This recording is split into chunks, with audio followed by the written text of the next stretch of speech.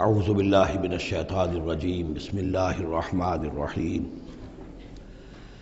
وَإِذْ تَأَذَّنَ رَبُّكَ لَيَبْعَثَنَّ عَلَيْهِمْ إِلَى يَوْمِ الْقِيَامَةِ مَنْ يَسُومُهُمْ سُوءَ الْعَذَابِ إِنَّ رَبَّكَ لَسَرِيعُ الْعِقَابِ وَإِنَّهُ لَغَفُورٌ رَحِيمٌ صدق اللہ العظیم۔ اس سے پہلے کہ ہم آگے بڑھیں، جو آخری مضمون آیا تھا، جو آیات ہم پڑھ چکے ہیں، ان کے ضمن میں ایک وضاحت ضروری ہے۔ یہ جو ہم نے ابھی دیکھا کہ اس بستی کے لوگ تین قسم کے تین حصوں میں منقسم ہو گئے تھے۔ ایک وہ لوگ جو گناہ میں بڑھے جا رہے تھے، ایک وہ کہ جو خود گناہ تو نہیں کر رہے تھے لیکن روک بھی نہیں رہے تھے، اور ایک وہ کہ جو گناہ سے خود بھی مجتنب تھے اور نہی عن المنکر کا فریضہ آخری وقت تک سر انجام دے رہے تھے۔ صراحت کے ساتھ یہاں جو فرمایا گیا کہ ہم نے بچایا کس کو؟ فَأَنْجَيْنَا الَّذِينَ يَنْهَوْنَ عَنِ السُّوءِ، بچایا ہم نے ان کو کہ جو روک رہے تھے بدی سے۔ وَأَخَذْنَا الَّذِينَ ظَلَمُوا بِعَذَابٍ بَئِيسٍ، اور ہم نے پکڑ لیا ان لوگوں کو جو گناہ میں ملوث تھے ایک بہت ہی برے عذاب میں ان کے نافرمانی کی وجہ سے۔ اس سے بعض حضرات نے ایک نقطہ نکالنے کی کوشش کی ہے، اور وہ یہ ہے کہ ایک گروہ کے بارے میں صراحت کے ساتھ آ گیا کہ اس کو بچا لیا، وہ لوگ جو نہی عن المنکر کر رہے تھے۔ ایک گروہ جس کے بارے میں صراحت سے کہا گیا کہ اس پر عذاب آیا، وہ ہے جو گناہ میں ملوث تھے۔ گویا کہ درمیانی گروہ جو ہے اس کے بارے میں یہاں سکوت اختیار کیا گیا ہے۔ ان کو ایک طرح سے امید دلائی جا رہی ہے کہ جو لوگ گناہ سے مجتنب رہیں گے، اگر وہ خود گناہ میں ملوث نہیں ہوئے ہیں تو اس عذاب سے کہ دنیا میں آتا ہے اس سے وہ بچا لیے جائیں گے۔ اور یہ بہت بڑی غلط فہمی ہے۔ یہ ایسی ہی بات ہے جیسے کہ میں نے آپ کو بتایا تھا سورہ مائدہ کے پڑھتے ہوئے کہ جو آیت مبارکہ تھی کہ علیکم انفسکم لا یضرکم من ضل اذا اہتدیتم، تو حضرت ابوبکر رضی اللہ تعالیٰ عنہ کو خطبہ ارشاد فرمانا پڑا کہ لوگوں تم اس آیت سے بالکل غلط نتیجہ نکال رہے ہو۔ اس کا یہ مطلب نہیں ہے کہ دعوت اور تبلیغ اور امر بالمعروف اور منکر تمہاری ذمہ داری نہیں ہے، بلکہ مطلب یہ ہے کہ تم اپنا سب کچھ کر لو، زور لگا لو سمجھانے کا، امر بالمعروف کا، نہی عن المنکر کا، پھر بھی اگر کچھ لوگ اڑے رہیں کفر پر اور گناہ پر تو پھر تم پر کوئی وبال نہیں ہے۔ اصل مفہوم یہ ہے، لیکن اس سے انسان جو ہے چاہتا ہے ذمہ داری سے فرار، تو اس کے لیے جہاں کہیں بھی اسے بہانہ ملتا ہے اس قسم کے وہ نقطے تراشتا ہے۔ یہاں یہ سمجھ لیجئے کہ اصل میں نہی عن المنکر نہ کرنا بھی تو جرم ہے۔ فَأَخَذْنَا الَّذِينَ ظَلَمُوا، ظلم جو لوگ ظلم کر رہے تھے، ایک دوہرا ظلم کر رہے تھے کہ گناہ میں ملوث بھی تھے اور اس میں ملوث تھے، اور دوسرے وہ لوگ تھے کہ جو اگرچہ ملوث نہیں تھے لیکن یہ کہ وہ روک نہیں رہے تھے۔ نہ روکنے کا جرم جو ہے یہ تو موجود ہے۔ اگر نہی عن المنکر فرض ہے، اگر یہ ذمہ داری ہے، تو نہ روکنا جو ہے یہ خود اپنی جگہ پر ایک جرم ہے۔ اس کے لیے میں آپ کو اصل میں ایک حدیث سنا دینا چاہتا ہوں، جو حدیث اس معاملے میں میں سمجھتا ہوں کہ آخری اور نص قطعی کی حیثیت رکھتی ہے۔ اور یہ حدیث جو ہے مولانا اشرف علی تھانوی رحمۃ اللہ علیہ نے خطبات جمعہ جو مرتب کی ہیں ان میں اس حدیث کو شامل کیا ہے، اور یہ حدیث قدسی ہے۔ اوحى اللہ عز وجل الی جبرائیل علیہ الصلوۃ والسلام ان اقلب مدینہ کذا و کذا باہلھا، اللہ تعالیٰ نے وحی کی حضرت جبرائیل کو کہ فلاں فلاں شہروں کو تلپٹ کر دو، الٹ دو، جیسے کہ عمورہ اور صدوم کے شہروں کے بارے میں حکم آیا۔ قال فقال، حضور فرماتے ہیں اس پر حضرت جبرائیل نے عرض کیا بارگاہ خداوندی میں، رب یا رب ان فیہا عبدک فلانا لم یعصک طرفۃ عین، پروردگار اس میں تو تیرا فلاں بندہ بھی ہے جس نے کبھی پلک جھپکنے جتنی دیر بھی معصیت میں نہیں گزاری، گناہ سے اتنا پاک صاف، نگاہ کا ادھر سے ادھر ہو جانا، اتنا وقت بھی کبھی معصیت میں صرف نہیں کیا، تو کیا اس پر بھی الٹ دوں؟ قال فقال، حضور نے فرمایا، اس پر اللہ تعالیٰ نے ارشاد فرمایا اقلبها علیہ وعلیہم، الٹو اس بستی کو، پہلے اس پر پھر دوسروں پر۔ وجہ کیا ہے؟ فإن وجهه لم يتبعر في ساعة قط، اس کے چہرے کا رنگ میری غیرت کی وجہ سے کبھی متغیر نہیں ہوا۔ یہ خود تو گناہ سے بچا رہا لیکن گناہ پھیلتے رہے، شریعت کی دھجیاں بکھرتی رہیں، اللہ تعالیٰ کے احکام کا مذاق اڑایا جاتا رہا، اور یہ اپنے دھندے میں لگا رہا، کاروبار میں لگا رہا، یا اپنے نوافل میں لگا رہا، مراقبوں میں لگا رہا، ذکر اذکار میں لگا رہا، تو یہ دوسروں سے بڑھ کر مجرم ہے۔ اقلبھا علیہ، اقلبھا علیہ وعلیہم، الٹو اس بستی کو، پہلے اس پر پھر دوسروں پر۔ فإن وجهه لم يتبعر فی ساعۃ قط۔ اور دوسرے یہ کہ قرآن مجید میں سورہ انفال اب بہت قریب آ گئی ہے، ہم پڑھیں گے جلد ہی، وہ آیت مبارکہ بھی نص قطعی ہے قرآن کے حوالے سے، یہ تو حدیث کے حوالے سے ہوئی۔ قرآن مجید میں فرمایا گیا واتقوا فتنة لا تصیبن الذین ظلموا منکم خاصہ۔ اس دنیا میں جب کوئی اجتماعی سزا آتی ہے، کسی قوم کے اندر بحیثیت مجموعی جب منکرات پھیل جائیں، تو جب سزا آتی ہے تو پھر وہ صرف جو گناہ گار ہیں انہی کو اپنی لپیٹ میں نہیں لیتی، بلکہ وہ لوگ جو بچے ہوئے تھے وہ بھی لپیٹ میں آ جاتے ہیں۔ ہاں، امید جو دلائی گئی ہے یہاں سے وہ یہ ہے کہ جو امر بالمعروف و نہی عن المنکر کی آخری حد تک، آخری وقت تک کوشش کرتے رہے ہوں، اللہ تعالیٰ ان کو بچا لے گا۔ اب آگے چلیے، وَإِسْتَأْذَنَ رَبُّكَ، اور یاد کرو جب کہ آپ کے رب نے یہ اعلان کر دیا، لَيَبْعَثَنَّ عَلَيْهِمْ، وہ لازماً اٹھاتا رہے گا ان پر، مسلط کرتا رہے گا ان پر، الی یوم القیامہ، قیامت کے دن تک، ایسے لوگوں کو من یسومہم سوء العذاب، جو انہیں بدترین عذاب کے اندر مبتلا کرتے رہیں گے۔ ان ربک لسریع العقاب، یقیناً آپ کا رب سزا دینے میں بہت جلدی کرتا ہے۔ وَإِنَّهُ لَغَفُورٌ رَحِيمٌ، اور یقیناً وہ غفور بھی ہے، رحیم بھی ہے۔ اللہ کی تو یہ دونوں شانیں ہیں، وہ عزیز ذو انتقام بھی ہے، سریع العقاب بھی ہے، لیکن وہ غفور اور رحیم بھی ہے۔ اب یہ آپ کا طرز عمل ہے کہ آپ اپنے آپ کو اس کی کس شان کا مستحق بناتے ہیں۔ اس آیت میں واقعہ یہ ہے کہ جس قانون کا ذکر ہو رہا ہے اللہ تعالیٰ کی طرف سے، اس فیصلے کا، وہ ہماری نگاہوں کے سامنے ان کی پوری تاریخ، اس لیے کہ اس کے بعد آ رہا ہے وَقَطَّعْنَاهُمْ فِي الْأَرْضِ أُمَمًا، ہم نے انہیں زمین کے اندر منتشر کر دیا، فرقوں کے اندر اور قوموں کے اندر۔ یہ ڈایاسپورا جو ہے ان کا، جو سن 70 سے شروع ہوا ہے، سن 70 عیسوی میں جو رومن جنرل تھا ٹائٹس، اس نے سیکنڈ ٹیمپل کہ جو حضرت عزیر علیہ السلام کے زمانے میں پھر دوبارہ ہیکل تعمیر ہوا تھا، اس کو شہید کیا۔ 1,33,000 یہودیوں کو ایک دن میں قتل کیا یروشلم میں، اور یہاں سے یہودیوں کو نکال باہر کیا، فلسطین سے نکال دیے گئے، تم اب فلسطین میں نہیں رہ سکتے۔ وہاں سے ان کا ڈایاسپورا شروع ہوا ہے، کوئی کہیں چلا گیا، کوئی کہیں چلا گیا، کوئی روس میں چلا گیا، کوئی یورپ میں چلا گیا، کوئی ہندوستان میں آ گیا، کوئی مصر میں آباد ہو گیا، کوئی اور دور دراز کے علاقوں میں۔ پھر جب یہ امریکہ دریافت ہوا ہے تو یہ امریکہ بھی چلے گئے، وہاں بھی جا کر آباد ہو گئے۔ تو یہ ان کا ڈایاسپورا کا پیریڈ ہے کہ جس میں یہ گویا کہ منتشر کر دیے گئے پوری زمین کے اندر، ان کی کوئی ایک جمعیت کہیں نہیں رہی، اور ہر جگہ ان سے نفرت تھی، شدید نفرت۔ بلکہ ان کے اوپر واقعہ یہ کہ یورپ میں تو بڑا ان کے اوپر ظلم بھی ہوتا تھا، جس طرح چاہتے تھے ان کو وہاں کے عیسائی جو ہیں، جیسا کہ میں بتا چکا ہوں کہ ان کو معلوم تھا کہ یہ جو جن کو ہم خدا مانتے ہیں حضرت عیسیٰ علیہ السلام، ان کو سولی پر چڑھوایا انہوں نے، اور انہوں نے کفر کیا، اور وہ حضرت مسیح علیہ السلام کی شان میں گستاخی کرتے ہیں، حضرت مریم کی شان میں گستاخی کرتے ہیں، تہمتیں لگاتے ہیں، لہذا وہ ان کے درمیان دشمنی رہی۔ اور اس کی آخری مثال اس صدی میں، یعنی دور کی تاریخ تو شاید ہمیں معلوم ہو کہ شاید فیری ٹیلز ہیں، یہ کوئی کہانیاں ہیں جو ہم سن رہے ہیں، اس صدی میں جو ہوا ہٹلر کے ہاتھوں 6 ملین 60 لاکھ یہودی ختم کیے اس نے، پورا مشرقی یورپ کا یہودی جو ہے کھینچ کھینچ کر وہاں سے پکڑ پکڑ کر، جہاں تک ہٹلر کی حکومت بنی تھی، جہاں تک اس کی جو گئے تھے فتوحات کا دائرہ، وہاں سے یہودیوں کو کھینچ کھینچ کر کنسنٹریشن کیمپس میں لایا گیا۔ پھر خاص مشینیں ایجاد کی گئیں، خاص جو ہیں اس کے لیے ایسے بنائے گئے کہ ان کے لیے اب اتنے لوگوں کو قتل کریں گے تو دفن کہاں کریں، ان کو کیا کریں، how to dispose of the dead bodies. تو اسپیشل پلانٹ بنائے گئے کہ ایک بڑے سے ہال میں داخل ہو رہے ہیں، وہاں سارے کپڑے اتروا لیے تاکہ یہ کپڑے بھی استعمال ہوں بعد میں۔ کہا یہ جاتا تھا کہ تمہارے کپڑوں میں جوئیں پڑ گئی ہیں تو جوؤں کو اس کو ڈیلاؤس کرنے کے لیے ضروری ہے کپڑے اتار کے آگے گیس کے اندر تاکہ وہ جوئیں ختم ہو جائیں گی۔ پھر ان کے بال اتروا لیتے تھے، عورتوں کے بال بھی شیو کر لیے، مردوں کے بھی، ان بالوں سے قالین بنائے انہوں نے جو نازیوں نے اپنے دفتروں میں بچھائے، ہیومن ہیئر کے قالین۔ پھر ان کو لے جا کر ایک گیس چیمبر کے اندر کے سب مر گئے۔ پھر اب وہ بڑے بڑے پٹے جیسے چلتے ہیں مشینیں، بڑے بڑی فیکٹریز کے اندر وہ پٹوں کے اوپر لاشیں چل رہی ہیں، پھر ان کا چورا ہو رہا ہے، جیسے کہ کہیں جو ہے وہ گھاس کاٹا جا رہا ہو یا کوئی اور چارہ جو ہے وہ کترا جا رہا ہو۔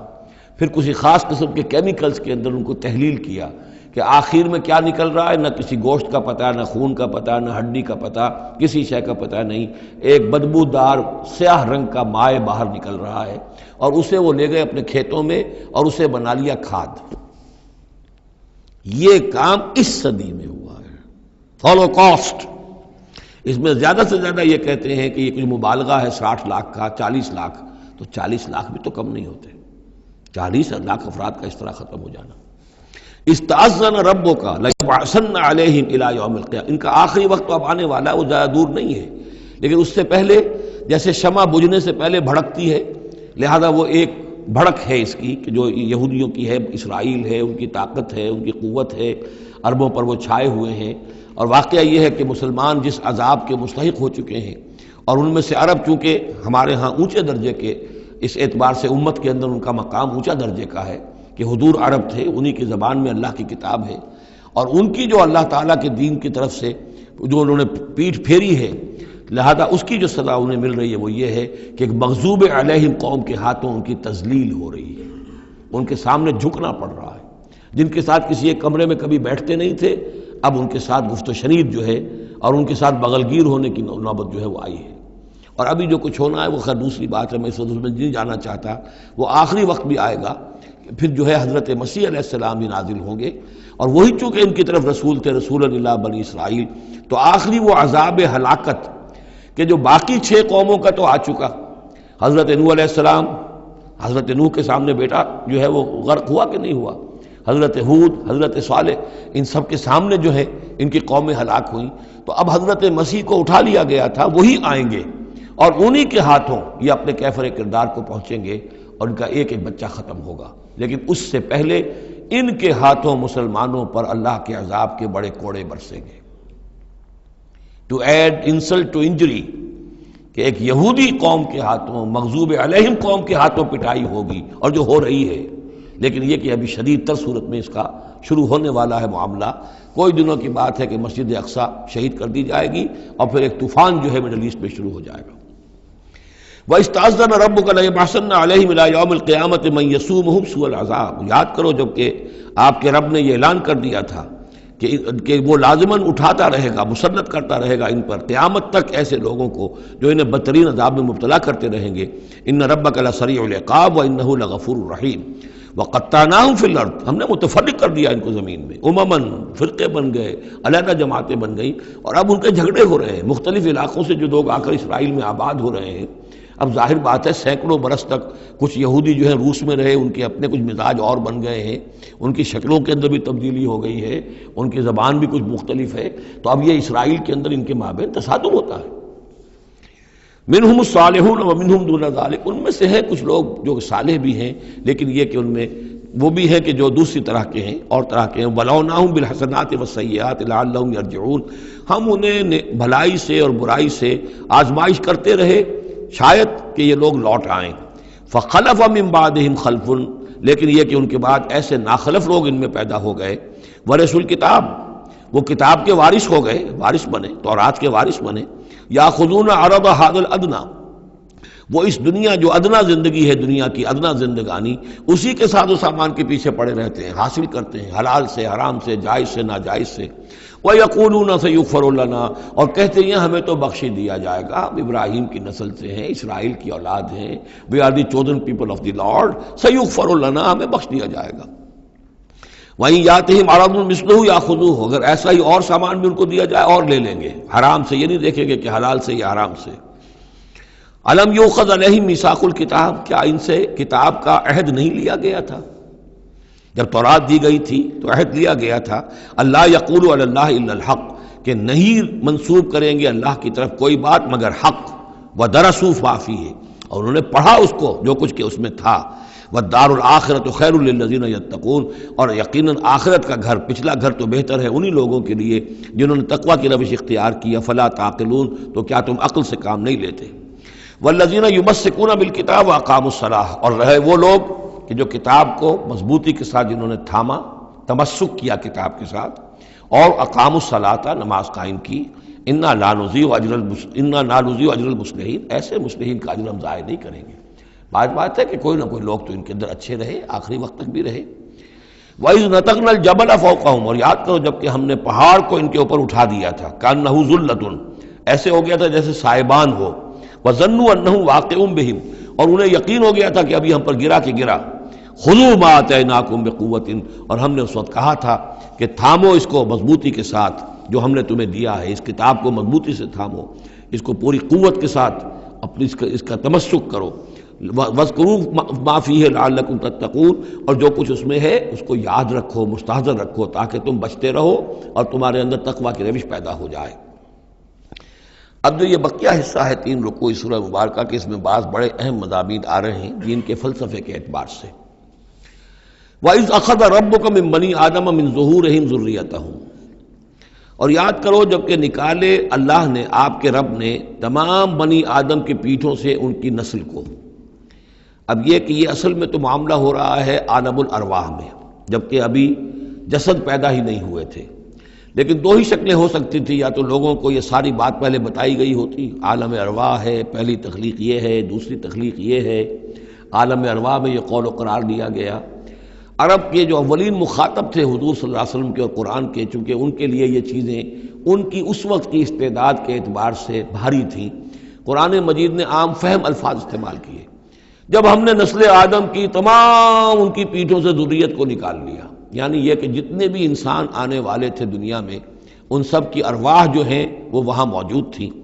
وَإِذْ أَخَذَ رَبُّكَ مِن بَنِي آدَمَ مِن ظُهُورِهِمْ ذُرِّيَّتَهُمْ وَأَشْهَدَهُمْ عَلَىٰ أَنفُسِهِمْ، اور ان کو گواہ بنایا اپنے اوپر، اچھی طرح سوچ سمجھ کر۔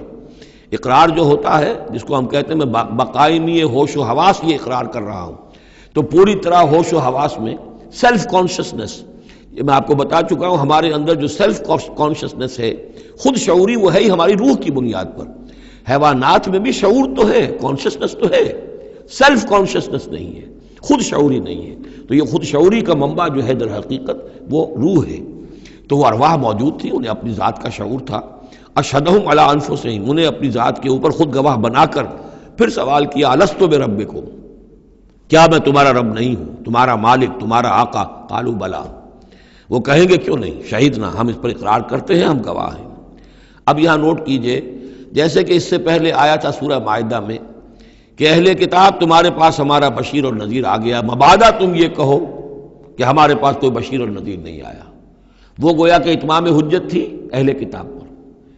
سورہ انعام میں آ چکا ہے کہ مبادا تم یہ کہو کہ کتابیں تو دی گئی تھیں ہم سے پہلے 2 گروہوں کو، ہم تو جانتے نہیں تھے، عبرانی زبان کی کتاب نہیں پڑھتے تھے، وہ اتمام حجت تھا بنی اسماعیل پر کہ اب تمہارے اندر ہم نے اپنا ایک رسول بھیج دیا صلی اللہ علیہ وسلم، یہ کتاب آ گئی ہے۔ اب تم یہ نہیں کہہ سکتے کہ وہ تو ہم سے پہلے 2 گروہوں پر نازل کی گئی تھی، ہاں اگر ہم پر کہیں نازل کی گئی ہوتی تو ہم ان دونوں سے بڑھ کر بہت زیادہ جو ہے اس سے فائدہ اٹھاتے اور حق پر ہوتے۔ اب یہ جو گواہی ہے یہ آ رہی ہے پوری نوع انسانی، جس کے حوالے سے میں نے آپ کو بتایا تھا کہ وہ عہد کہ جو ہر روح انسانی اللہ کے ساتھ کر کے آئی ہے، کوئی نبی نہ آتا، کوئی کتاب نہ آتی، تب بھی یہ عہد بنیاد ہے مؤاخذہ اخروی کی، محاسبہ، accountability, the grand accountability of the day of judgement, اس کا بیسس جو ہے وہ یہ ہے، بنیادی بات یہ ہے، بنیادی حجت یہ ہے۔ نبوت سے، کتابوں سے، وحی سے، یہ تو اتمام حجت ہوا ہے، اضافی شے ہے۔ اللہ نے امتحان کو اور آسان کر دیا نوع انسانی کے لیے، لیکن بنیادی حجت جس کی بنا پر ہر انسان رسپانسبل ہے، اکاؤنٹیبل ہے، وہ یہ عہد ہے۔ ان تقولوا یوم القیامت انا کنا عن ھذا غافلین، مبادا تم کہو قیامت کے دن کہ ہم تو اس سے غافل تھے۔ او تقولوا انما اشرک آباؤنا من قبل، یا تم یہ کہو، یہ پلی لے لو کہ ہمارے آباء و اجداد تھے، انہوں نے شرک کیا تھا، وَكُنَّا ذُرِّيَّةً مِّن بَعْدِهِمْ، ہم ان کے بعد ان کی نسل میں سے تھے، ہم ان کے راستے پر چلتے رہے، لہذا اصل جرم تو ان کا ہے، ہمارا نہیں۔ أَفَتُهْلِكُنَا بِمَا فَعَلَ الْمُبْطِلُونَ، تو کیا پروردگار تو ہمیں ہلاک کرے گا ان لوگوں کے فعل کی وجہ سے کہ جنہوں نے یہ باطل ایجاد کیا تھا؟ ایجاد تو انہوں نے کیا تھا، ہم تو موجد نہیں ہیں، ہم تو ان کے مقلد تھے، متبع تھے۔ وَكَذَلِكَ نُفَصِّلُ الْآيَاتِ وَلَعَلَّهُمْ يَرْجِعُونَ، اور اسی طریقے سے ہم اپنی آیات کو تفصیل سے بیان کر دیتے ہیں تاکہ وہ لوٹیں، شاید کہ وہ لوٹیں، سوچیں، غور کریں، رجوع کریں۔ اب ایک واقعہ آ رہا ہے ایک شخصیت کا، اور اس کی تمثیل کے پیرائے میں، ویسے تو یہ واقعہ ہے، یہ صرف کوئی تشبیہ نہیں ہے، لیکن یہ کہ اس کو تمثیلاً لائے ہیں، افراد اور اقوام کا کوئی معاملہ ایسا بھی ہوتا ہے کہ کسی قوم کو یا کسی فرد کو اللہ نے کوئی بہت اونچا مقام دیا ہو، بہت اس پر اکرام فرمایا ہو، بہت انعام کیا ہو، لیکن پھر یہ کہ وہ اپنی کسی ایک ہی خباثت کی وجہ سے اور کسی ایک بڑی غلطی جو ہے گراوٹ کی وجہ سے وہ اپنی تمام ان فضیلتوں سے محروم ہو جائے اور بالکل شیطان کا چیلا بن کر رہ جائے۔ وَاتْلُ عَلَيْهِمْ نَبَأَ الَّذِي آتَيْنَاهُ آيَاتِنَا، یہ بلعام بن باورہ اس کی تفصیل جو ہے تورات میں ہے۔ یہ ایک اسرائیلی تھا، بہت نیک، عابد، زاہد، عالم، تورات کا بہت بڑا عالم، عابد اور زاہد، اور لوگ جو ہیں اس کی بہت عزت کرتے تھے، احترام کرتے تھے، اولیاء اللہ میں سے تھا۔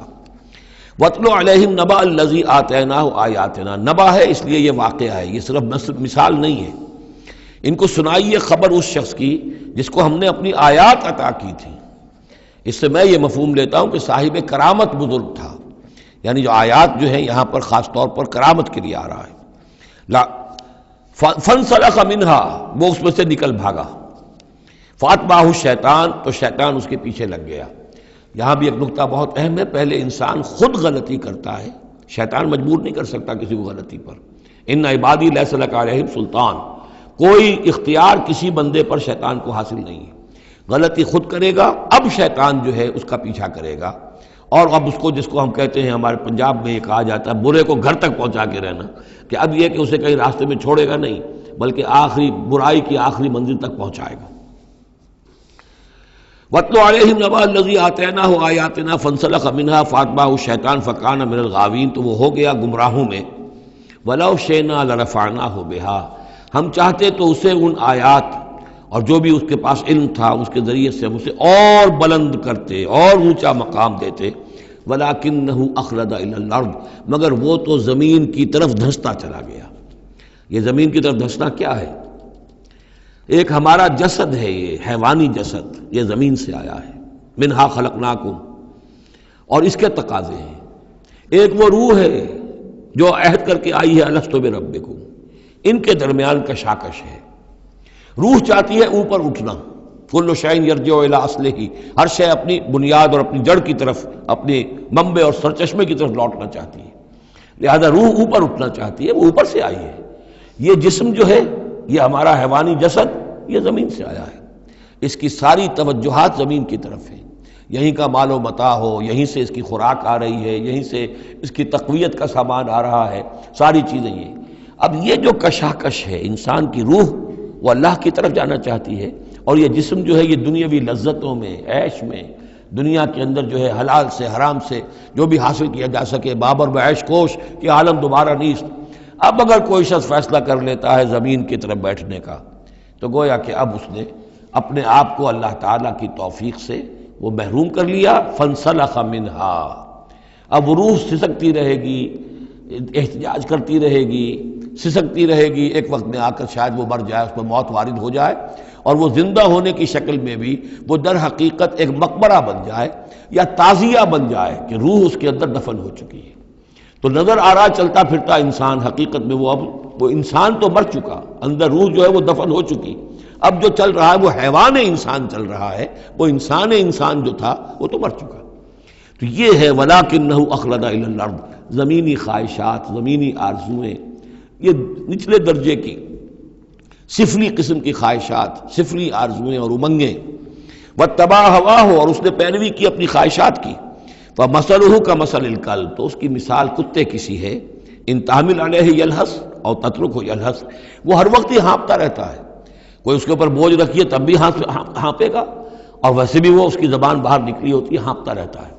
اسی طرح کا معاملہ ہے کہ اللہ نے تو اس کو اپنی نعمتیں عطا کی، لیکن وہ بدبخت ان کی قدر کرنے کی بجائے اس کتے کے مانند ہانپنے لگا اور زمین ہی کی طرف، اور کتا آپ نے دیکھا ہوگا چلتا ہوا سونگتا جاتا ہے زمین کو، ہر وقت سونگے گا زمین کو۔ ذالک مثل القوم الذین کذبوا بآیاتنا، یہی مثال ہے اس قوم کی بھی جنہوں نے ہماری آیات کو جھٹلایا۔ اور یہاں پھر نوٹ کیجئے کہ پاکستانی قوم اس کی سب سے بڑی مثال ہے۔ پاکستان کا بن جانا معجزہ تھا، کسی حساب کتاب میں آنے والی شے نہیں۔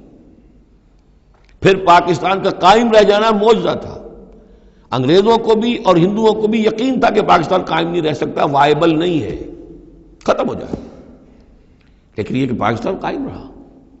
سن 65 میں اس کا بچ جانا معجزہ تھا. اتنی یقینی بات تھی کہ B B C television کے اوپر دکھا دیا گیا فال آف لاہور. لاہور جو ہے وہ بھارتی فوج داخل ہو چکی ہے، قبضہ کر چکی ہے. اتنی یقینی بات تھی. شام کو جم خانہ میں شراب پینے کا پکا پروگرام تھا، لیکن خوف طاری کر دیا اللہ تعالیٰ نے ان کے دلوں پر. شاید ہمارا کوئی گھیراؤ کیا جا رہا ہے، کوئی ریزسٹنس نہیں ہے، کیا ہوا ہے؟ یہاں ہم غافل پڑے ہوئے تھے، ریزسٹنس کیا ہوتی؟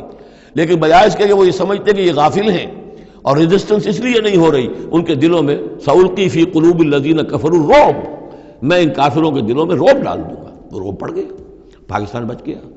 تو یہ ساری چیزیں ہیں، معجزے پر معجزے ہیں. لیکن یہ سب اس لیے تھا کہ ہم اس ملک کو ہم نے حاصل کیا تھا اسلام کے نام پر.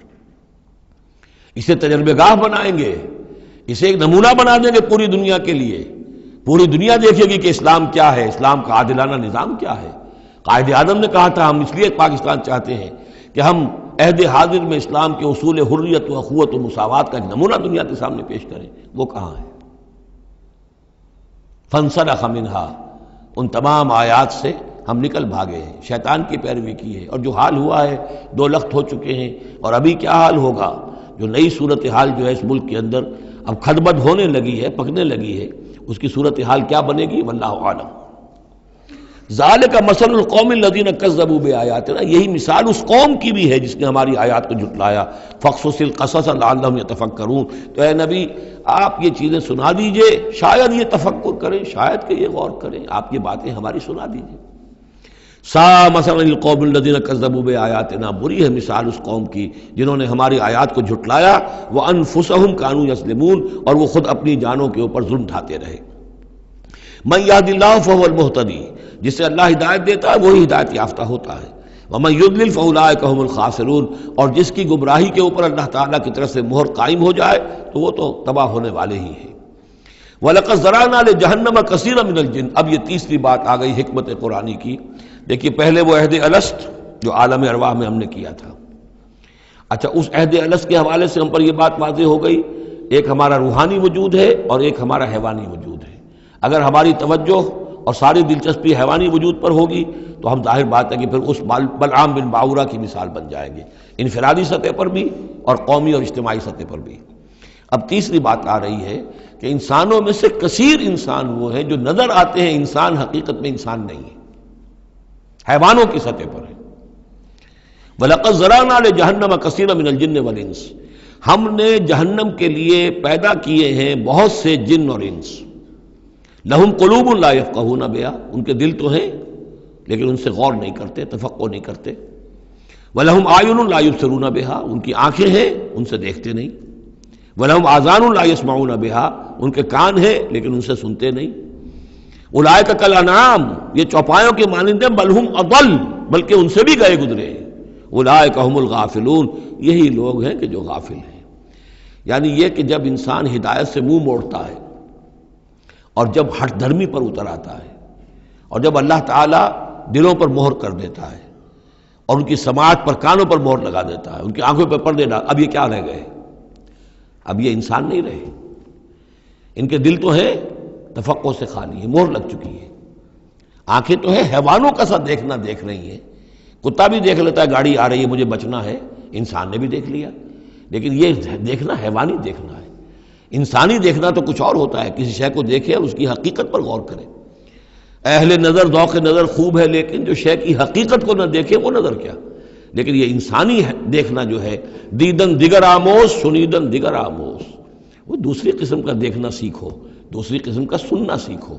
وہ سننا جو دل سے سنا جاتا ہے، وہ دیکھنا جو دل سے دیکھا جاتا ہے.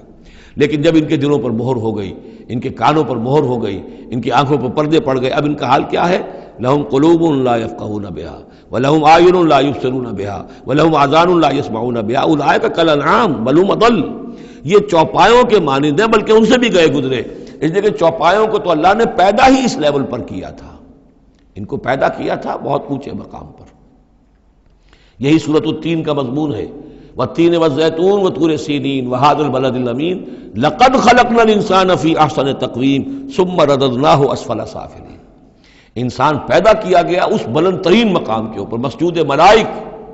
لیکن پھر جب یہ گرتا ہے تو سب سے نچلوں میں سب سے نیچے ہوتا ہے. تو یہ وہ لوگ ہیں اولئک کالانعام بل هم اضل اولئک هم الغافلون، یہی لوگ ہیں جو غافل ہیں، اس دنیا میں رہتے ہیں حیوانوں کی طرف کھایا پیا چرا چگا اور جو ہے بس دنیا کی لذتیں اٹھائیں اور مر گئے، کچھ ہوش نہیں کہ کیوں ہم پیدا کیے گئے، کون ہمارا خالق ہے، کون ہمارا مالک ہے، زندگی کاہے کے لیے ہے، زندگی آمد برائے بندگی، زندگی بے بندگی شرمندگی، کو مرنے کے بعد کہیں کسی کے سامنے حاضری ہے، کوئی جواب نہیں، کچھ نہیں، کوئی ہوش نہیں۔ وَلِلَّهِ الْأَسْمَاءُ الْحُسْنَى، اور تمام اچھے نام اللہ ہی کے ہیں، فَادْعُوهُ بِهَا، تو پکارو انہیں اس کے ذریعے سے، پکارو اللہ کو ان کے ذریعے سے۔ ایک نقطہ یہاں نوٹ کر لیجئے، قرآن مجید سے کہیں اللہ تعالیٰ کے لیے لفظ صفت ثابت نہیں ہوتا، ویسے حدیث میں ہے، میں صرف بیان کر رہا ہوں، قرآن میں نہیں۔ قرآن میں اللہ کے لیے لفظ آتا ہے نام، اسما، یہ سب اللہ کے نام ہیں، ویسے یہ کہ صفاتی نام ہے یہ دوسری بات ہے، لیکن صفات کا لفظ جو ہے، صفت کا لفظ اللہ کے لیے ایجاباً مثبت طور پر قرآن میں کہیں نہیں آیا، نام ہے اللہ کے۔ اور نام جو ہے در حقیقت کسی ایک ہی شے کے 100 نام ہو سکتے ہیں، تلوار کے 5000 نام ہیں، تلوار تو ایک ہی شے ہے نا، لیکن اس کے مختلف اوصاف کے اعتبار سے بہت سے نام اس کے عرب رکھ لیتے تھے۔ تو اللہ تعالیٰ کے نام ہیں، ان ناموں میں سے کچھ قرآن میں بھی آئے ہیں، کچھ ایک حدیث ہے حضرت ابو ہریرہ سے رضی اللہ تعالیٰ عنہ، جس میں کہ حضور نے 99 نام گنوائے ہیں کہ اللہ کے یہ 99 نام ہیں، اور ان کے ذریعے سے تو اللہ سے دعا کی جائے تو اس کے ناموں کے حوالے سے، اللہ تعالیٰ کے ناموں کے، فادعوہ بہا، اللہ تعالیٰ کو پکارا کرو اس کے ناموں کے حوالے سے، یا ستار ہو، یا غفار ہو، یا کریم ہو، یا علیم ہو، یہ اس طریقے سے اللہ تعالیٰ کے جو نام ہیں، تو یا اللہ ہو، ظاہر بات ہے کہ اللہ جو ہے وہ بھی اللہ کا سب سے بڑا نام، سب سے اہم نام ہے، اس حوالے سے اس کو پکارو، دعا کرو اس کے ناموں کے حوالے سے۔ وَذَرُوا الَّذِينَ يُلْحِدُونَ فِي أَسْمَائِهِ، اور چھوڑ دو، دفع کرو ان لوگوں کو کہ جو اس کے ناموں میں کجی نکالتے ہیں، لحد کہتے ہیں ٹیڑھ کو، یہ قبر جو ہوتی ہے ایک سیدھی ہوتی ہے اور ایک ہوتی ہے لحد والی، جس میں کہ بغلی قبر، اس میں وہ ٹیڑھا راستہ بنتا ہے جس میں کہ اتارا جاتا ہے قبر کو۔ تو اسماء الہی میں لحد الحاد جو ہے تو یہ ہے کہ ان کا غلط استعمال کیا جائے، انہی ناموں کے حوالے سے ان کے مراقبے کر کے ان کے اندر تاثیرات ہیں، اس میں کوئی شک نہیں، لیکن ان کے غلط استعمالات جو ہیں وہ درست نہیں ہیں۔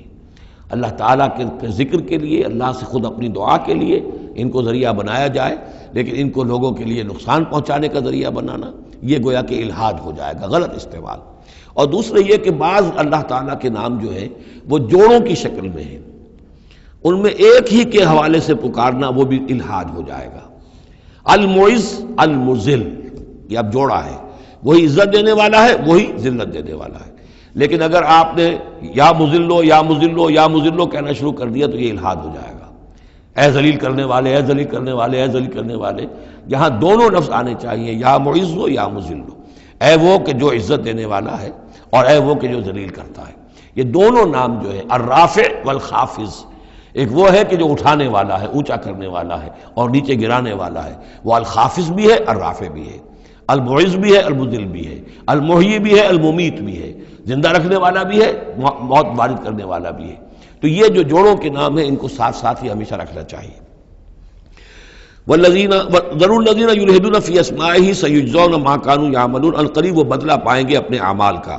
وممن خلقنا امۃ یہدون بالحق وبہ یعدلون، اور جو انسان ہم نے پیدا کیے ہیں ان میں یقیناً ہر دور میں کچھ لوگ رہے ہیں، ایسی جماعتیں رہی ہیں، اور جیسے کہ حضور نے ضمانت دی ہے کہ میری امت میں ایک طبقہ، ایک جماعت، ایک گروہ ضرور، لا تزال فی امتی طائفۃ قائمین علی الحق، حق پر قائم رہے گی۔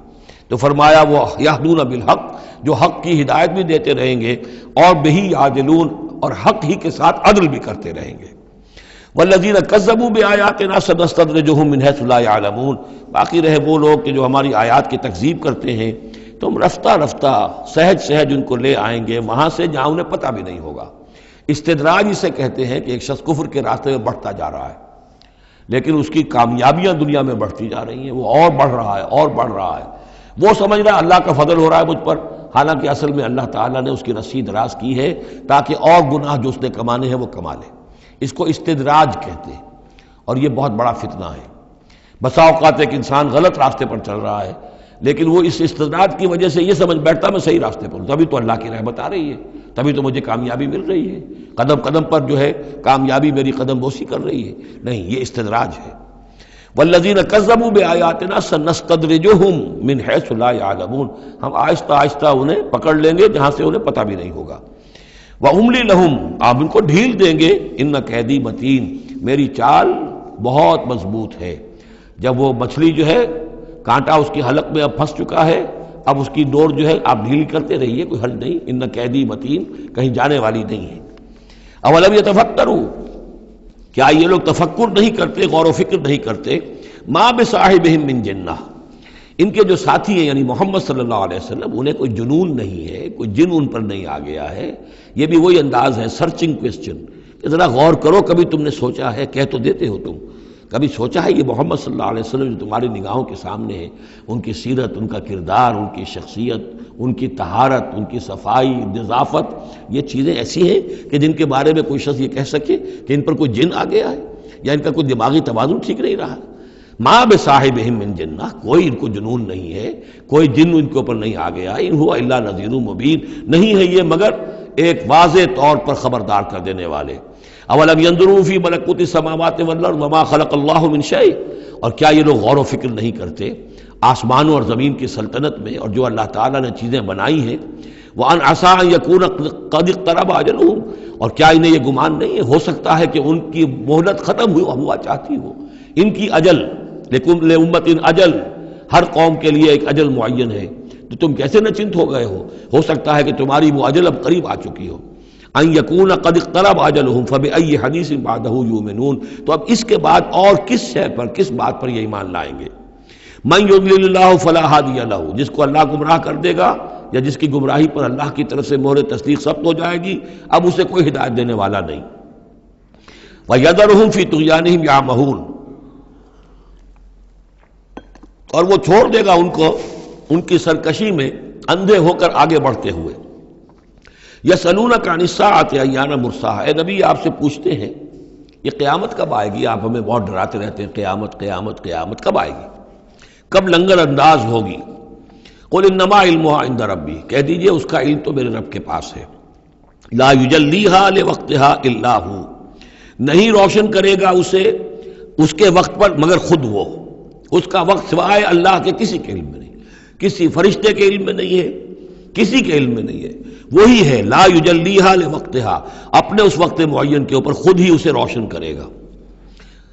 ثقلت فی السماوات والارض، ویسے وہ آسمانوں اور زمین ہی کے اندر اٹھی ہوئی ہے، حمل اسی کے اندر ہے اس کا، یعنی یوں سمجھیے کہ ہر شے کے اندر جو تخلیق کی گئی ہے اس کی فنا بھی اسی شے میں موجود ہے۔ ہر تخلیق جو ہے اس کی ایک اجل مسمى ہے، تو گویا کہ اس کی موت اس کے ساتھ ہی ہے، ہم اپنی موت اپنے ساتھ لیے پھر رہے ہیں۔ اسی طرح یہ کائنات جو ہے جس کی تخلیق کی گئی ہے، یہ گویا کہ وہ جو جیسے کسی کا حمل ہوتا ہے عورت کا، وہ حمل لیے پھر رہی ہو، اسی طریقے سے یہ کائنات اپنی اس قیامت کو اٹھائے پھر رہی ہے۔ ثقلت فی السماوات والارض لا تاتیکم الا بغتۃ، لیکن نہیں آئے گی تم پر مگر اچانک۔ یسألونک کأنک حفی عنہا، اے نبی آپ سے تو یہ اس طرح پوچھتے ہیں گویا کہ آپ اس کی کھوج میں لگے ہوئے ہیں، آپ کو یہی فکر دامنگیر ہے قیامت کب آئے گی، حالانکہ آپ کا اس سے کوئی سروکار نہیں، یہ ہمارا معاملہ ہے۔ قل انما علمھا عند اللہ، کہہ دیجئے اس کا علم تو صرف اللہ کے پاس ہے، ولکن اکثر الناس لا یعلمون، لیکن اکثر لوگ علم نہیں رکھتے۔ قل لا املک لنفسی نفعا ولا ضرا، کہہ دیجئے مجھے کوئی اختیار نہیں ہے خود اپنی جان کے بارے میں بھی، نہ کسی نفع کا اور نہ ضرر کا، الا ما شاء اللہ، سوائے اس کے کہ جو اللہ چاہے۔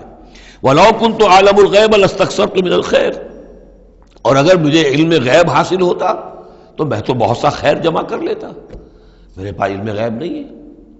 یہ جیسا کہ ہم پہلے پڑھ چکے سورہ انعام میں، کہہ دیجئے میں نہ تم سے یہ کہتا ہوں کہ میں فرشتہ ہوں، نہ میں یہ کہتا ہوں کہ میرے پاس علم غیب ہے، نہ میں یہ کہتا ہوں کہ میرے پاس اللہ کے خزانے جو ہیں وہ میرے قبضہ قدرت میں ہیں، کچھ بھی نہیں۔ وَلَوْ كُنْتُ أَعْلَمُ الْغَيْبَ، اگر غیب کا علم میرے پاس ہوتا لَاسْتَكْثَرْتُ مِنَ الْخَيْرِ، تو میں نے بہت سا خیر جمع کر لیا ہوتا۔ وَمَا مَسَّنِيَ السُّوءُ، اور مجھے کوئی تکلیف آتی ہی نہ۔ ان انا الا نذیر وبشیر لقوم یؤمنون، نہیں ہوں میں کچھ بھی مگر یہ کہ ایک بشیر اور نذیر ہوں، خبردار کرنے والا، بشارت دینے والا، لقوم یؤمنون، ان لوگوں کے لیے کہ جو ایمان والے ہوں۔ هو الذی خلقکم من نفس واحدۃ، وہی ہے جس نے تمہیں پیدا کیا ایک جان سے، وجعل منها زوجها، اور اسی سے بنایا اس کا جوڑا، لیسکن الیہا، تاکہ وہ سکون حاصل کرے اس کی طرف، اس کی طرف میں اشارہ کر چکا ہوں سورہ بقرہ میں بھی. وابتغوا ما کتب اللہ لک، کہ یہ جو معاملہ ہے شوہر اور بیوی کا، اس میں یہاں جہاں اولاد کا معاملہ ہے وہاں ایک تسکین بھی ہے، سکون بھی ہے. فلما تغشاہا، تو جب شوہر ڈھانپ لیتا ہے اپنی بیوی کو، حملت، اور اس سے حمل ہو جاتا ہے، حملاً خفیفاً، اور وہ ہلکا حمل ہوتا ہے، ابھی پتہ بھی نہیں چلتا کہ کوئی حمل ٹھہر گیا ہے. فمرت بہی، تو وہ اس کو لے کر چلتی پھرتی رہتی ہے. فلما اثقلت، جب بوجھل ہو جاتی ہے، دعوا اللہ ربہما، تو اب وہ دونوں اللہ کو پکارتے ہیں اپنے رب کو. لئن آتیتنا صالحا، اے اللہ اگر یہ بچہ تو ہمیں عطا کر دے گا صحت مند، صحیح، درست، ہر نک سکھ سے صحیح ہو، اس کے تمام اعضاء درست ہوں. لئن آتیتنا صالحا لنکونن من الشاکرین، تو ہم بڑا شکر ادا کریں گے، بڑا ہم تیرا احسان مانیں گے. فلما آتاہما صالحا، اور جب اللہ تعالیٰ نے انہیں عطا کر دیا درست بھلا چنگا بچہ، جعلا لہ شرکاء، اب اس میں شریک ٹھہرا دیے. یہ فلاں بزرگ کے مزار پہ میں گئی تھی، یہ ان کی نگاہ کرم ہوئی ہے، اور یہ فلاں جو ہے دیوی کی کرپا ہو گئی ہے کہ جس کی وجہ سے مجھے اولاد مل گئی ہے. دیا اللہ نے، اور اب یہاں پہ اس کے لیے دیوی اور دیوتا یاد آ گئے. فتعال اللہ عما یشرکون، تو اللہ بہت بلند و بالا ہے ان کے شرک سے. ایشرکون ما لا یخلق شیئا وہم یخلقون، کیا وہ ان چیزوں کو شریک کر رہے ہیں اللہ کے ساتھ جو کوئی شے تخلیق کرتے ہی نہیں، وہ تو خود مخلوق ہیں. فرشتے ہیں تو مخلوق ہیں، جنات ہیں تو مخلوق ہیں، انبیاء ہیں تو مخلوق ہیں، اولیاء اللہ ہیں تو مخلوق ہیں، یہ تو خود مخلوق ہیں، سب کے سب مخلوق ہیں. ایشرکون ما لا یخلق شیئا وہم یخلقون ولا یستطیعون لهم نصرا ولا انفسهم ینصرون، نہ وہ ان کی مدد کر سکتے ہیں نہ وہ اپنی مدد پر قادر ہیں، وہ تو سب کے سب جو ہے اللہ کے بندے ہیں. ان تدعوهم الی الہدی، اب یہاں پر تدریجاً بات لائی جا رہی ہے ان کو کہ جو ان کے اصل جو ڈیٹیز ان کی ہیں، وہ تو سمجھتے ہیں دیویاں ہیں، دیوتا ہیں، وہ تو اوپر ہیں، وہ تو انویزیبل ہیں، ہم نے ان کے نام پر یہ بت تراش لیے ہیں. تو چاہے رادھا کرشنن ہو، چاہے کوئی اور فلسفی ہو، وہ کہے گا یہ کہ ہم ان بتوں کو نہیں پوج رہے، ہم بھی جانتے ہیں یہ پتھر ہے، پتھر کے سوائے میں کیا ہے، یہ نہ دیکھ سکتے ہیں نہ چل سکتے ہیں، پتھر ہیں. لیکن عام طور پر ان کے ہاں آدمی جو ہے عوام کی سطح پر وہ پھر انہی کو سمجھ بیٹھتا ہے کہ یہی ہے، اور چومتا ہے، چاٹتا ہے، جو بھی کرتا ہے، ان کا دھون پیتا ہے، ان کے سامنے ڈنڈوت کرتا ہے، ان کے سامنے جو ہے حلوے مانڈے پیش کرتا ہے. تو عوامی سطح پر ذہن میں یہی آ جاتا ہے کہ یہی ہیں معبود جن کو کہ ہم پوج رہے ہیں، اور انہی کے اندر قدرت ہے ہماری مشکل کشائی کی. اب ادھر رخ آ رہا ہے. ان تدعوہم الی الہدی، اگر تم پکارو انہیں ہدایت کے لیے کہ تمہیں راستہ دکھا دیں، لا یتبعوکم، وہ تمہاری طرف توجہ ہی نہیں کر سکیں گے. سواء علیکم ادعوتموہم ام انتم صامتون، برابر ہے تم پر کہ تم انہیں پکارو یا خاموش رہو. ان الذین تدعون من دون اللہ عباد امثالکم، ہاں جنہیں تم پکار رہے ہو، جنہیں دیوتا اور دیوی بنا لیا ہے، فرشتے ہیں یا اولیاء اللہ ہیں، وہ بھی تمہاری طرح کے بندے ہیں. عباد امثالکم، وہ تمہاری طرح کے بندے ہیں. فادعوہم فلیستجیبوا لکم ان کنتم صادقین، تو پکارو ان کو اور پھر دیکھو اگر تم سچے ہو تو پھر ان کی طرف سے تمہیں کوئی جواب ملنا چاہیے، کوئی وحی آنی چاہیے. لیکن یہ کہ ہم نے تو انہیں تمہاری اس بلکہ آئے گا قرآن مجید میں آگے چل کر کہ وہ کہیں گے کہ ہم تو غافل تھے، ہمیں تو پتہ نہیں تھا کہ تم ہمیں پکارتے رہے، ہمیں ہماری دعائی دیتے رہے اور ہم سے مانگتے رہے، یا شیخ عبد القادر جیلانی شیئا للہ، ہمیں کیا پتہ تم نے یہ ہمارے ساتھ حماقتیں کی ہیں، ہمیں تو کوئی معلوم نہیں. تو وہ تو کہیں گے غافل ہیں ہم. اب یہاں بتوں کی طرف اشارہ ہو رہا ہے. ام لہم ارجل یمشون بہا، کیا ان کے پاؤں ہیں، تم نے بنا تو دیے پاؤں، کیا چلتے بھی ہیں ان سے. ام لہم ایدین یبطشون بہا، ہاتھ بھی تم نے بنا دیے ان کے، لیکن کیا یہ اس سے پکڑ بھی سکتے ہیں. ام لہم اعین یبصرون بہا، کیا ان کی آنکھیں ہیں جن سے یہ دیکھتے ہوں. ام لہم آذان یسمعون بہا، یا ان کے جو کان ہیں ان سے یہ سنتے ہیں. قل ادعوا شرکاءکم، اے نبی اب کہہ دیجئے، اب یہ قول فیصل ہے جیسے حضرت ابراہیم سے کہلوا دیا گیا تھا، انی بریء مما تشرکون، اور تم جو بھی کچھ تمہارے یہ معبود ہیں جو میرا بگاڑنا چاہیں بگاڑ لیں، مجھے کوئی خوف نہیں. قل ادعوا شرکاءکم، اے نبی ان سے کہہ دیے پکار لو اپنے سارے شریکوں کو، ثم کیدون، اور پھر میرے خلاف جو چالیں چل سکتے ہو چل لو، جو بھی اقدام کر سکتے ہو کر لو. فلا تنظرون، مجھے کوئی مہلت نہ دو، میں تم سے کوئی درخواست نہیں کرتا کہ میرے ساتھ نرمی کرو، مجھے مہلت دو، جو بگاڑ سکتے ہو بگاڑ لو اپنے سارے معبودوں کو پکار کر. ان ولی اللہ الذی نزل الکتاب، میرا ولی، میرا پشت پناہ، میرا مددگار، میرا حمایتی، میرا حفاظت کرنے والا وہ اللہ ہے جس نے یہ کتاب مجھ پر نازل کی ہے. وَهُوَ يَتَوَلَّى الصَّالِحِينَ، اور وہ اپنے صالح بندوں کا ولی ہے، ان کا ساتھی ہے، مددگار ہے، پشت پناہ ہے۔ وَالَّذِينَ تَدْعُونَ مِن دُونِهِ لَا يَسْتَطِيعُونَ نَصْرَكُمْ، جنہیں تم پکار رہے اس کو چھوڑ کر، وہ تمہاری مدد کی استطاعت ہی نہیں رکھتے، ان کے اندر طاقت ہی نہیں ہے۔ وَلَا أَنفُسَهُمْ يَنصُرُونَ، نہ وہ اپنی جان بچا سکیں گے۔ وَإِن تَدْعُوهُمْ إِلَى الْهُدَىٰ لَا يَسْمَعُوا، اگر تم انہیں ہدایت کے لیے پکارو کہ ہمیں کوئی ہدایت دے، جیسے ہم اللہ کو پکارتے ہیں اہدنا الصراط المستقیم، اہدنا الصراط المستقیم، تو وہ تو تمہیں لا یسمع، وہ سنتے ہی نہیں، تم پکارتے رہو۔ وَتَرَاهُمْ يَنظُرُونَ إِلَيْكَ وَهُمْ لَا يُبْصِرُونَ، اور تم سمجھتے ہو کہ وہ تمہیں دیکھ رہے ہیں جبکہ وہ دیکھتے ہی نہیں۔ خُذِ الْعَفْوَ وَأْمُرْ بِالْعُرْفِ، اے نبی صلی اللہ علیہ وسلم، اب یہ آخر میں پھر حضور سے خطاب، یہ اکثر مکی صورتوں میں ہوتا ہے، اختتام پر حضور سے التفات۔ خُذِ الْعَفْوَ، اے نبی عفو کو، درگزر کو تھام لیجئے، یعنی آپ ان سے زیادہ بحث میں، ان سے زیادہ کسی تلخی میں، کسی اس طرح کے معاملے میں الجھیے نہیں، معاف کیجئے، چھوڑیے ان کو، دفع کیجئے۔ خذ العفو وامر بالمعروف، اور بھلی بات کا حکم دیتے رہیے، جو بھی اچھی بات ہے اس کی طرف دعوت دیتے رہیے، آپ کا کام ہے دعوت دینا۔ وَأَعْرِضْ عَنِ الْجَاهِلِينَ، اور جو آپ سے الجھنا چاہیں ان سے اعراض کیجئے، خام خواہ، جیسے کہ آگے آئے گا وَإِذَا خَاطَبَهُمُ الْجَاهِلُونَ قَالُوا سَلَامًا، جب جاہل الجھنا چاہتے ہیں ان عباد الرحمن سے، وہ کہتے ہیں سلام، ہم آپ سے لا نبتغی الجاہلین، ہم جاہلوں کے سر نہیں لگنا چاہتے، منہ نہیں آنا چاہتے۔ تو فرمایا آپ، یہ تین الفاظ آئے ہیں۔ خذ العفو، یہ ایک داعی کے لیے بڑی بنیادی چیزیں ہیں، معاف کرتے رہنا، درگزر کرتے رہنا۔ وامر بالمعروف بالعرف، اور بھلی بات کا، اچھی بات کا حکم دیتے رہنا۔ واعرض عن الجاہلین، اور جو الجھنا چاہیں، جاہل ہوں، جو جذباتی لوگ ہیں، مشتعل مزاج ہیں، ان سے اعراض۔ وَإِمَّا يَنزَغَنَّكَ مِنَ الشَّيْطَانِ نَزْغٌ، اور اگر کبھی کوئی چھوت لگ ہی جائے آپ کو شیطان کی طرف سے،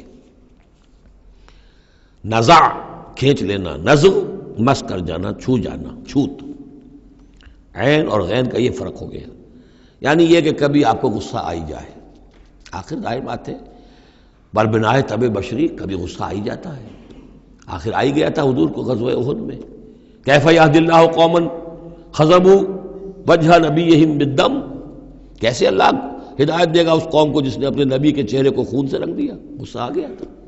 لیس لک من الامر، اے نبی آپ کے ہاتھ میں اختیار نہیں ہے، ہدایت اور ضلالت کا اختیار ہمارے ہاتھ میں ہے۔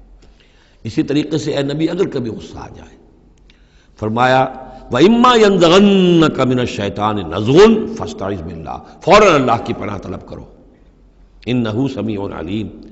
اور یہ پھر آگے چل کر حامیم السجدہ میں بھی آیت آئے گی، إِنَّهُ هُوَ السَّمِيعُ الْعَلِيمُ، یقیناً وہی ہے سب کچھ سننے والا اور سب کچھ جاننے والا۔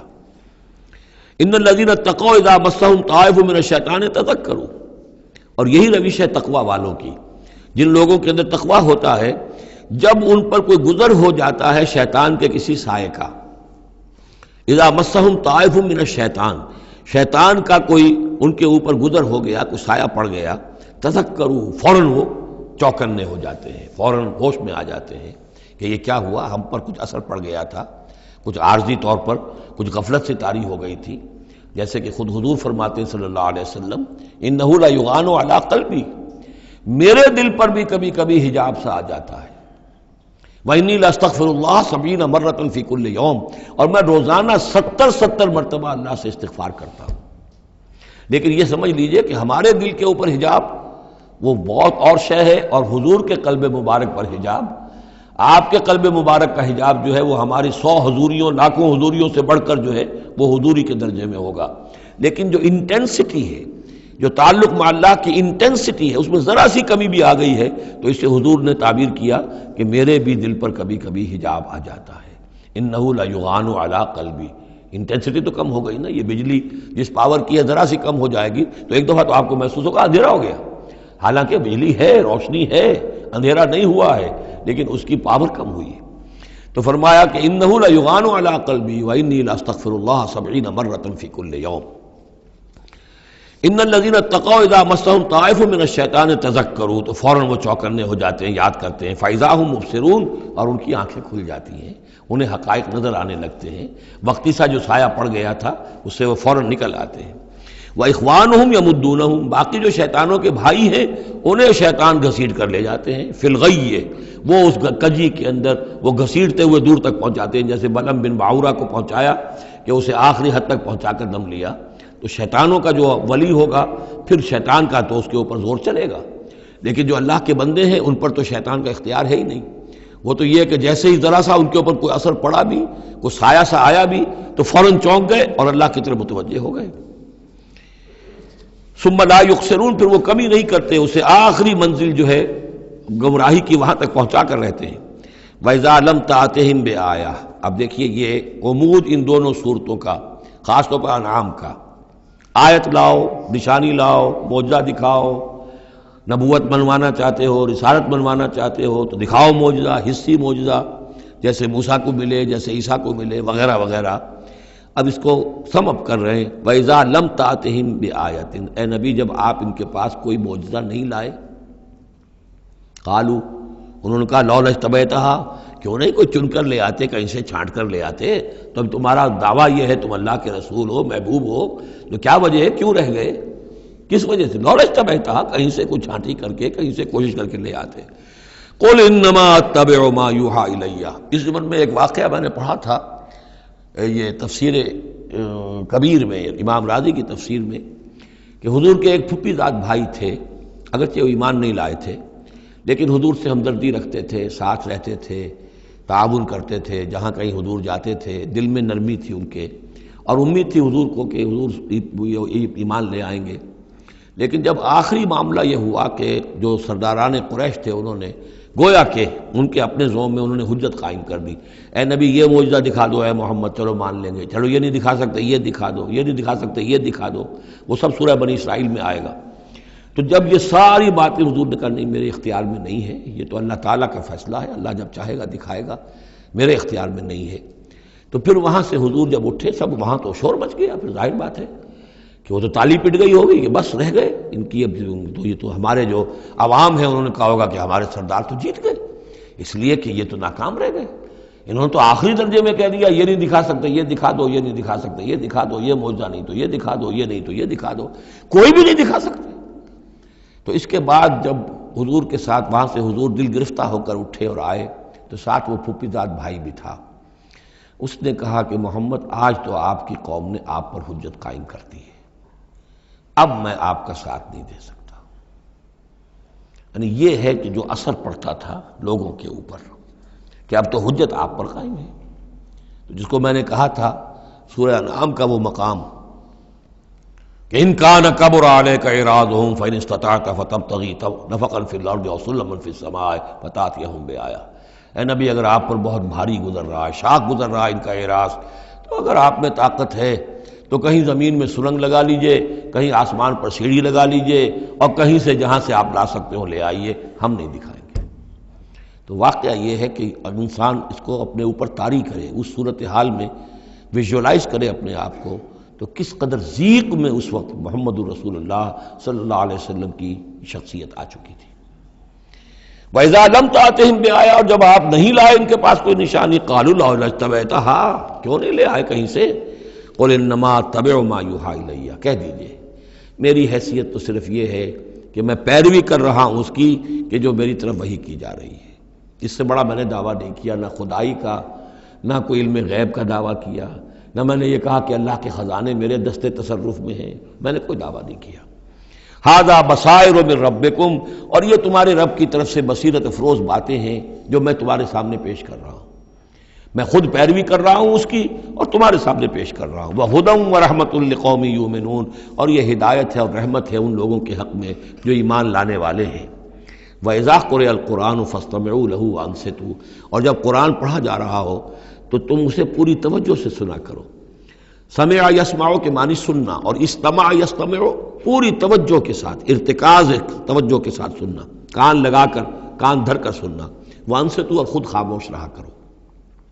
اسی آیت کو دلیل بناتے ہیں وہ حضرات جو یہ سمجھتے ہیں کہ امام کے پیچھے جہری قرأت میں پڑھنا نہیں چاہیے، اس لیے کہ ظاہر بات ہے کہ جب امام پڑھ رہا ہے تو آپ کو پوری توجہ سے امام کی قرأت کو سننا چاہیے. خود پڑھنے کی طرف توجہ کریں گے تو پھر اس کے سننے کی طرف توجہ جو ہے وہ نہیں رہے گی.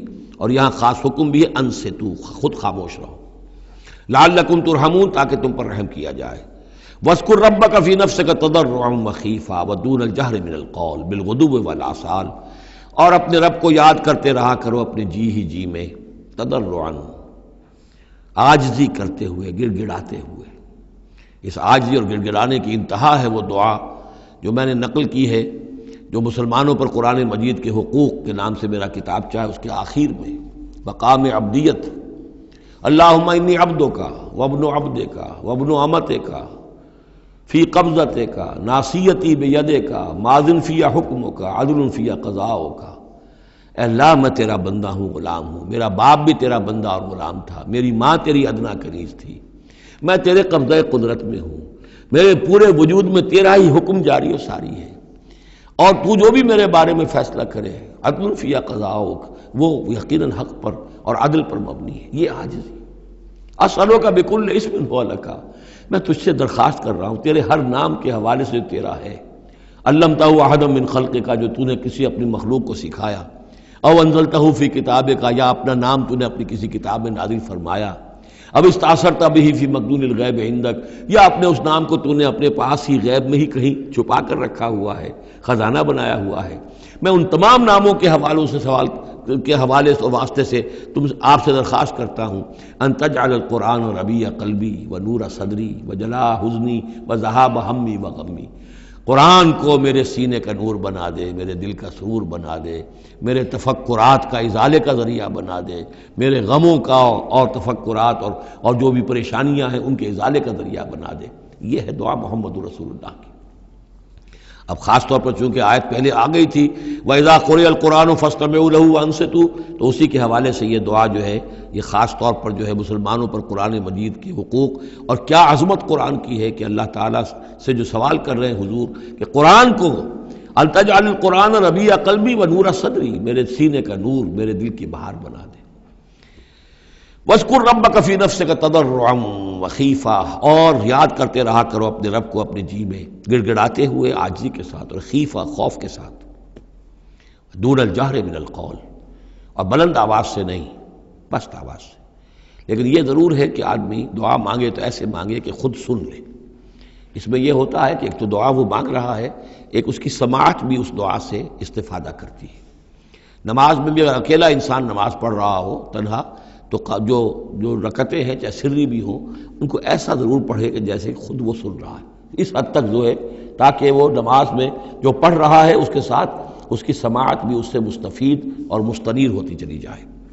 بالغدو والآصال، اور یہ آپ ذکر کرتے رہے اللہ کا اپنے جی میں عاجزی کے ساتھ اور خوف کے ساتھ، اور یہ کہ زیادہ بلند آواز سے نہیں بلکہ پست آواز سے، صبح کے وقت بھی اور شام کے اوقات میں بھی.